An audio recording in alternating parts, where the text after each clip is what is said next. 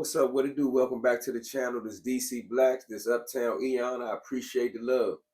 Today, I'm gonna do a little history on something. You're gonna think I'm being funny, and in a way I am being funny, but I was rewriting a book of mine, and one of the scenes in the book went back to the 70s. Now, when I was a kid, I grew up in Washington, DC, for people who don't know. Shout out to the team. My grandmother had a deuce and a quarter. It had white walls on it, right? So as a kid, I had discovered what white walls were that were on cars from uncles of mine that had Cadillacs and Buicks that had white walls. Like white walls was a gangster type thing. But a lot of people may not know what white walls is. So I'm gonna address that before I touch on this one point, because I'm educating, and I'm also, I'm funding it a little bit. But let me just address it like this. For people who don't know what white walls are, let me explain this to you. I had wrote some of this down because I took notes for this to put it in the book. And this subject that came up today was perfect to address this. Now, pin this right here.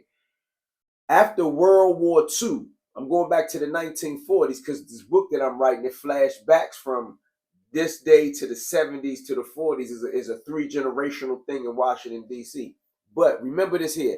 After World War II, more African Americans found work in industries like manufacturing, railroads, and auto part plants. Places like Detroit should come to your mind. Detroit, shout out to Detroit, but that's a Midwest, Rust Belt, blue-collar city, right?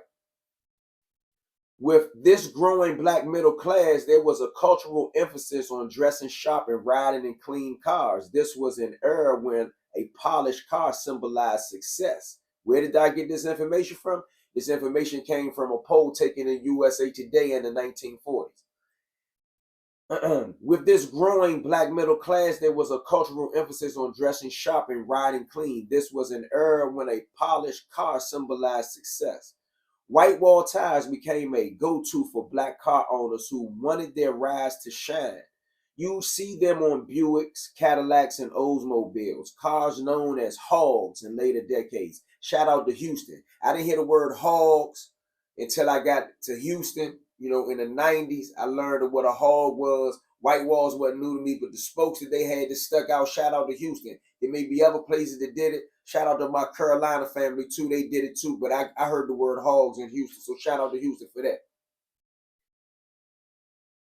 In the 1960s and the 1970s, things began to change. Remember, y'all, stay with me. I'm on white walls. I'm on this for a reason. In the 1960s and 70s, white walls were still a strong part of the black aesthetics of cool, seen in a soul and funk culture, from music videos to movies, black exploitation joints. These joints have been all over the place, okay? They showed up on everything from Sunday church cars to night cruising Cadillacs. White walls it is, all right? In cities like, now this, I didn't make this up. Once again, I got these facts from my research about white walls so I wouldn't be off and I wouldn't be stereotypical about it.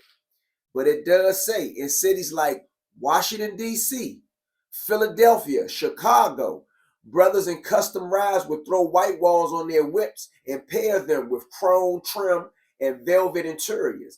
They became a staple in pimp culture and black exploitation films. I just said that. Films like Superfly from 1972, go check it out or Google it if you don't know what that is, showed Cadillacs and Lincolns with fat white walls. Those the gangster jumps, the big boy jumps, the fat white walls. I'll show you a picture of it. Becoming part of the image of power and style in the streets in the 1980s and the 1990s, which I just spoke about, right? While the popularity of the white walls began to fade in mainstream auto culture, they remained big in the lowrider scene, classic car circles, and elder black communities. A lot of my old timer uncles that was in Vietnam, they still got white walls even on their up-to-date Cadillacs. They can get away with it.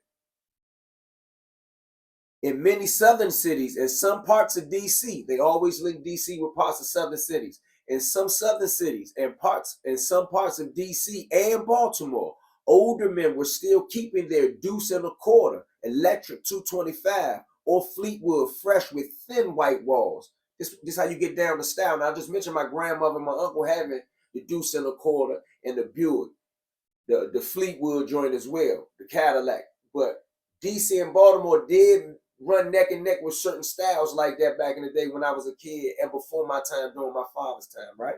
Now, in rap culture, white walls were referenced occasionally, especially in West Coast music that leaned into old school ride culture. So we could get away with that too, all right? So the cultural meaning in the black community, white walls symbolize pride and polish and presentation. A clean car with white walls wasn't just transportation, it was a statement, right?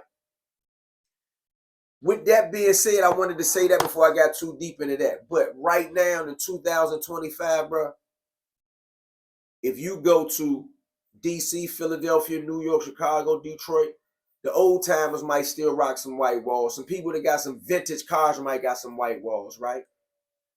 But nobody with a Benz station wagon that represents hip hop, sports, and fashion, that represents urban culture of today, put white walls on a Benz. Now, I was riding this dude, Gully.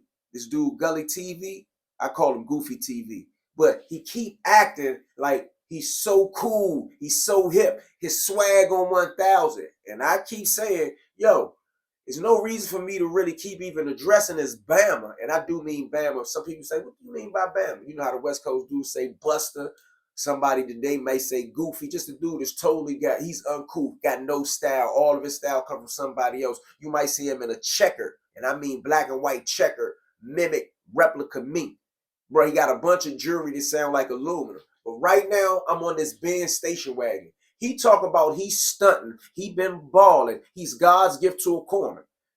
He got something like a 2020. He got something like a 2016, 2017 Benz station wagon E-Class 350.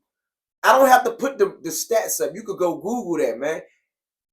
Big boys do S-classes and up. Now, some dudes might do an E or E Sport and something. Bro, you supposed to be a big Willie dude. You supposed to be a baller, bro. You driving an E350 and you had the nerve to put thin white walls on it. I want y'all to look at the white walls on this Bama's Benz and tell me, does he represent East Coast or does he not? Like and subscribe to the channel. Gully TV, you, Jamil, I'm talking to you. You're going to make somebody come up on you, run up on you, put another knot on the top of your head and smack your teeth straight. Get them goddamn white walls off that old ass Benz. Fuck, is you a soccer mom?